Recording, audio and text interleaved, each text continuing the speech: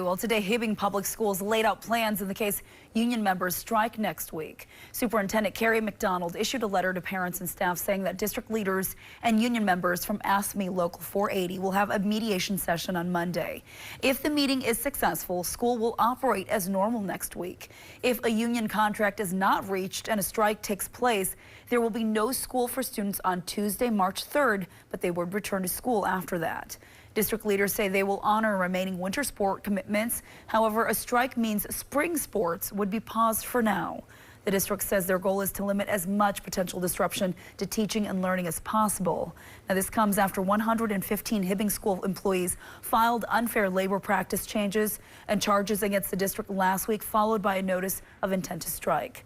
The district is currently facing a projected $2 million shortfall after voters rejected a November referendum.